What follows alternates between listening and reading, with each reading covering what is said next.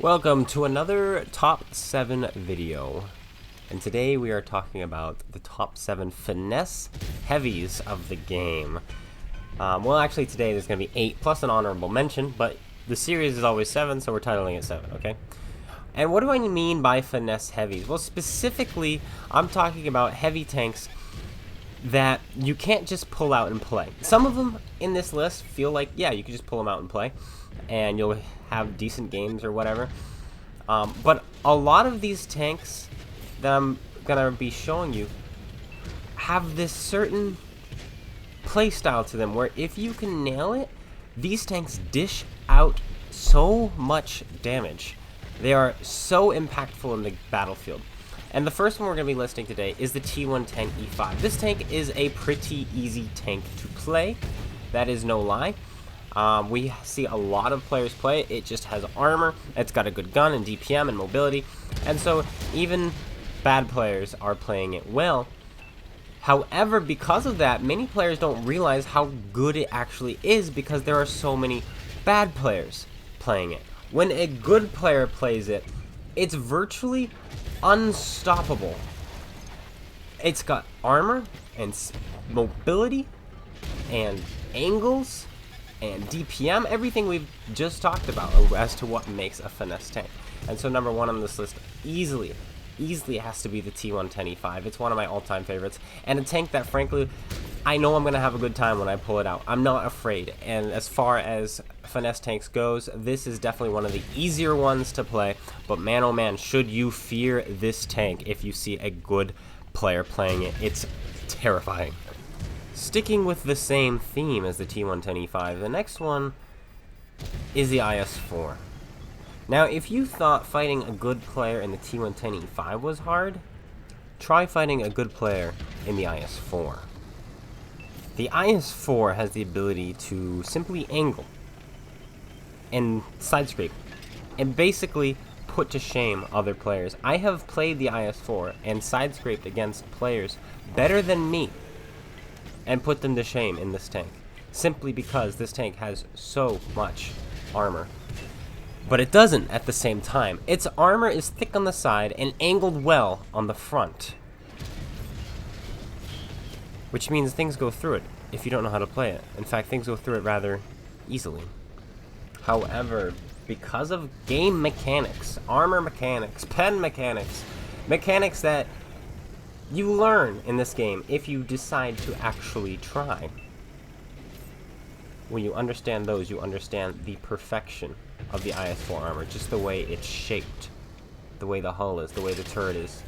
You understand that there truly is no other vehicle in this game more beautifully crafted for blocking damage than this tank right here. It's absolutely nuts. And then of course there's artillery that likes to shoot you too. But if you go up against a side-scraping mouse with your side-scraping IS-4, you win. The mouse, which is rear-mounted, flat side armor, beautiful for side-scraping, cannot shoot back at you without exposing a weak spot. The IS-4 can. And the turret weak spots on the IS-4 are so small and hard to hit that you can even go hull down in this tank. And with its buff DPM and its buff gun handling as of recent, the IS-4 truly is quite the finesse vehicle, or any player who knows what they're doing in the IS-4 can make it work better than almost any other heavy tank in this game. There are going to be those who are accusing me in this video of simply stating the obvious. Well, CloneGuy, any tank with a good player in it is a good tank. While that is absolutely true, these ones are particularly special because they will catch you off guard when you go up against them, and they will absolutely eviscerate you simply because of their statistics, the tank statistics, what the tank is actually capable of. This next tank is the 113. This one used to be a Unicum favorite. You would only ever see Unicums play this tank. If this tank was on the battlefield, you knew you were screwed, because it was the first truly quick heavy tank in this game. And not only fast, it had a really nice gun. The gun we have now on it is virtually the same. You have better gun handling nowadays. You have better DPM nowadays. But otherwise, it's the same gun, which was nuts. 340 millimeters of heat penetration. This thing goes, what is it, 55? Pretty easily. Of course people like to play it. Of course Unicums would use it and decimate you. Now it has 7 degrees of gun depression over the side. You have weird armor, which will bounce shots from time to time, which will just add to the longevity of your lifespan while playing this tank in the game, in each battle. You can shift around the battlefield, farm the damage that you want to farm, which was a huge key element for Unicums, because back in the day, and I think maybe they still are, Unicums were obsessed with their stats. They were obsessed with their little purple points, or WN8, but I don't know if they still care so much about it. This tank was a farmer of that as well, simply because it was played so badly by everyone else, because it was such a hard tank to master. But once you have some finesse going for you, this tank is absolutely nuts, and you will consistently have huge games dominating the enemy as you do, because you have the basic gameplay style of a Russian medium while having the health and durability and gun of a heavy tank. Absolutely nuts. What's next on the list? Well, the next one is the WZ-111-5A. The QL exists in this game, and because of that, a lot of people avoid this tank, simply because there's a premium version that you can play with a bigger gun. But what a lot of those players don't realize is that, yes, you have a big gun on the QL, however, this tank's DPM is absolutely absurd. I mean, look at my reload right now. It's 7.7 seconds to reload, and that's without food activated. I can get this reload so fast. It's 490 alpha damage. Can you imagine if the IS-7 was reloading that quickly? You can't, because it doesn't exist. The IS-7 would never reload this quickly, because that's absurd. Well, guess what? The 5A, with basically the same exact gun, but with heat pen on its premium, high penetrating heat pen, does. 7 degrees of gun depression, better gun handling, better mobility, albeit technically slower in a straight line. You get up and you move, and you can zig around and bait people. You're not as durable as the IS-7 by any means, but this tank is still absolutely nuts, especially in the hands of a good player. One of Quickie Baby's top videos was titled, I think, Best Replay Ever, or whatever, and it was featuring WZ-111-5A. And, of course, this is a finesse tank. Bad players aren't playing well on this, but you know who are?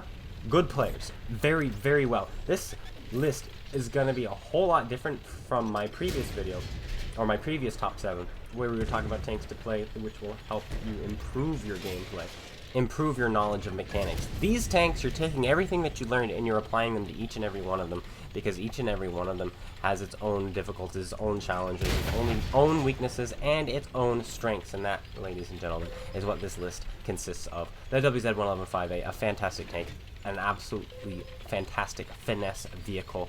Or if you don't know what you're doing, it's just not going to work. But if you do, this tank cooks. How about a classic? A tank that everybody knows, but not everyone has played.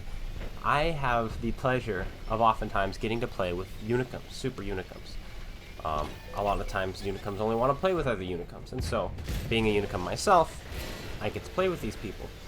And I cannot believe the amount of times I've pulled out the E100 in front of various different Unicums, and then being like, ew, the E100, why are you playing that? And oftentimes, these guys have actually never played the E100, and I have convinced them to. And it blows their minds just how good this tank actually is. And the reason they think it's so bad is because of how easy it is to kill when you fight against one. Because typically, it's bad players playing in the E100.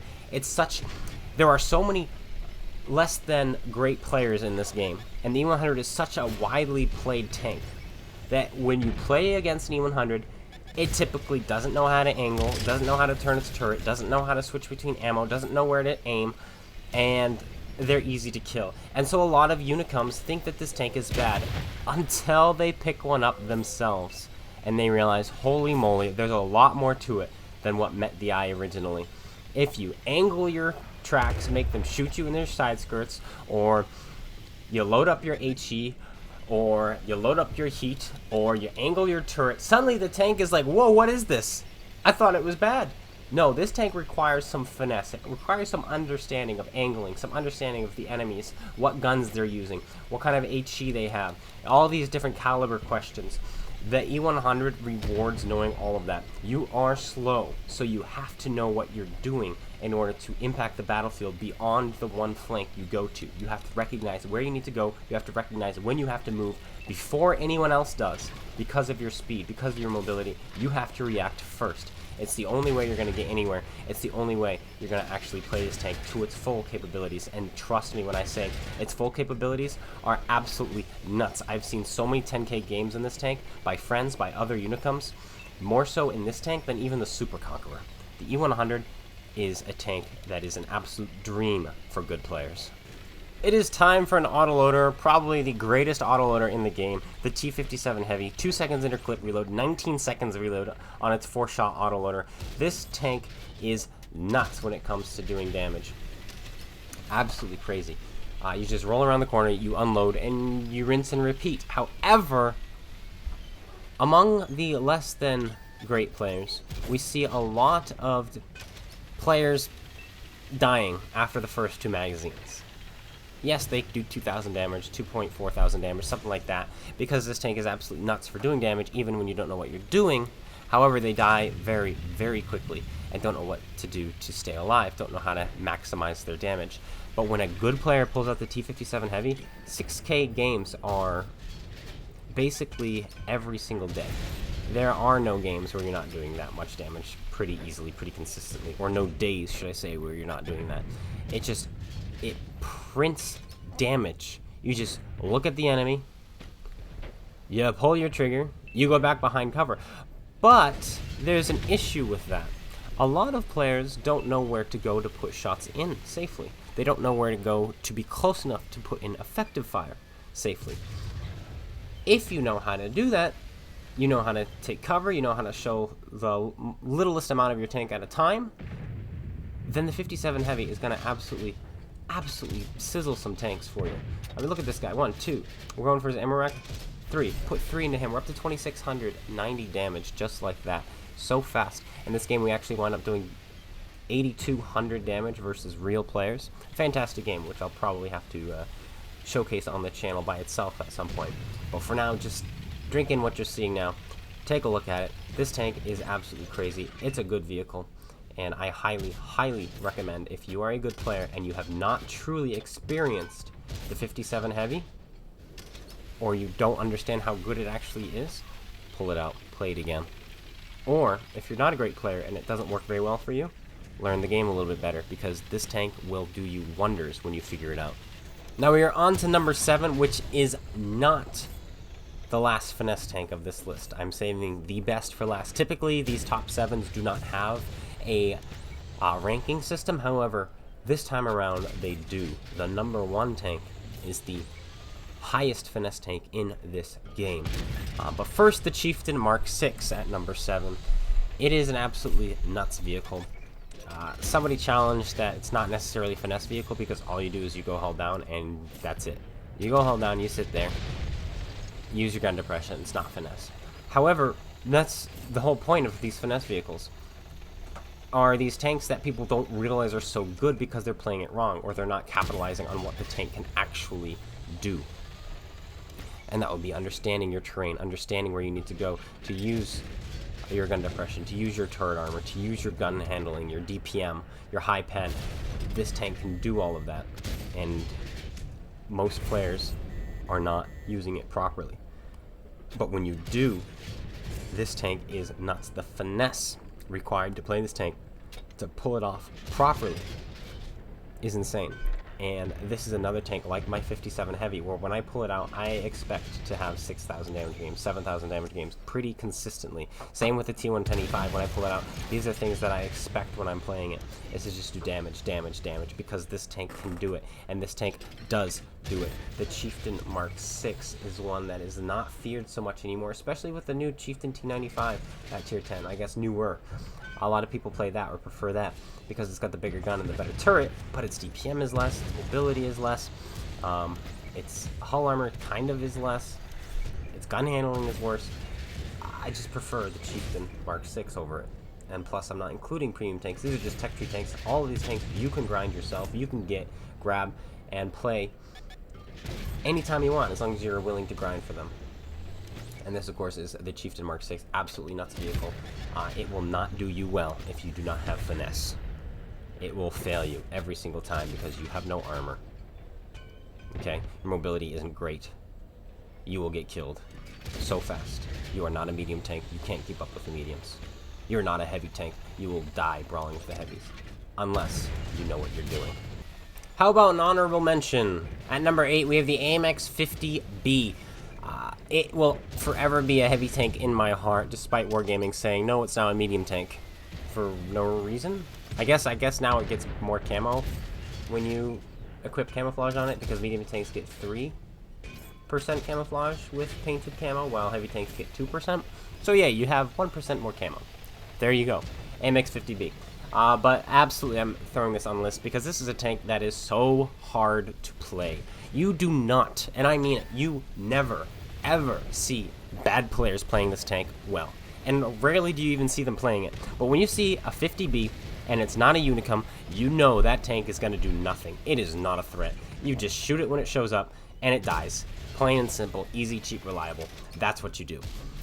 That, ladies and gentlemen, is the AMX 50B in a nutshell. And that is why I have it on the list. Because when a good player does play it and knows what they're doing, it is a tank to fear because it shifts around the battlefield so quickly. And just like the 57 Heavy, it will unload 1600 damage rather quickly. Not in the 6 seconds like the 57 Heavy does, but in 7.5. It's much longer, but that's okay. If you're a good player, you know what you're doing. You just put 1 in, find the fuel tank, put it back into the fuel tank, put 2 in. Know that you only need to put 1 more in before you can move on. He's dead. And put 1 more into the side of a Type 4 Heavy. And then when you're ready to move on, you drive at 65 kilometers an hour. You can get to wherever you want to go first. Get there and unload another magazine. Pop out anywhere. Yes, even good players will fear this tank when it is driven on the enemy team by a good player because it could pop up anywhere and unload its magazine. It is scary to go up against. However, it is not considered a heavy tank anymore. Therefore, I am not going to be including it in this list per se. I am, but I am calling it an honorable mention. Hello, Regal Dorn. We have just reached the climax, the pinnacle of finesse, and it is none other than the FV215B. British rear-mounted heavy tank. I will argue to say that this is the hardest tank in the game to play. Some may be like, it's the bar. No, the bar is not hard to play. It's just bad. This tank is arguably the hardest tank to play. When I pull this out, I do not expect to have a good game. I expect that potentially today I will have a good game with it. A huge game, because it is capable. Very much capable. However, it is so hard to play that I expect I'm going to have to work. I'm going to have to use my brain, and it is going to be so hard to pull off that game, pull off that win, that victory, pull off the achievement that I could have had if I just played the Super Conqueror, or the T110E5, or the IS-7, or even the Chieftain. But no, I'm playing in the FV215B. It has side armor. Decent, but not great side armor. But if you know how to use it, you can work it. You have a decent turret.